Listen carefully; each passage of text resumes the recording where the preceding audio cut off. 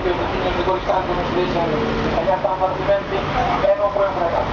E non foi un fracaso porque tanto os veciños defende os seus intereses e necesidades, non era un bom fracaso. En caso, os que fracasan son os que pretenden cortar a libertade de xente ou que están defendendo as condicións espiando e agarrando que realmente se van a agarrar. E a verdade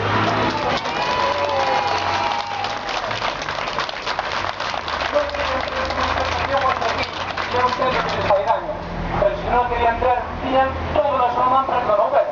O único que tiñan que facer é falar claro, poñer os papeles encima de mesa aos veciños, enseñar o proxecto que de verdade queren levar a cabo, e hoxe non habería esta manifestación.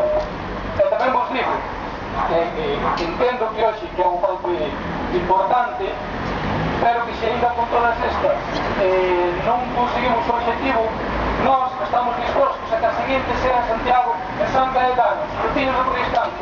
Están dispostos a que nos San Caetano e non nos damos respeto que o Coristanco merece.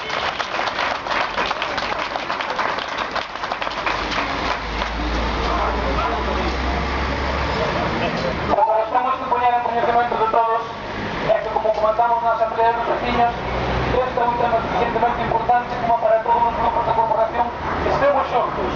En este momento estamos xuntos e unidos, tanto o PSDG, a Borén, como Tega, Amancio, como o BNG, que representan estes momentos.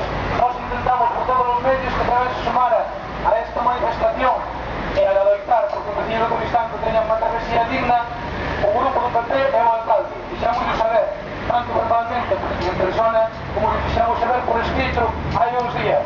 E como podemos comprobar, non é a actitude do señor alcalde sumarse ás demandas dos veciños. Esperamos que con esto se reflexione e que hoxe diante o alcalde realmente estea en prol dos veciños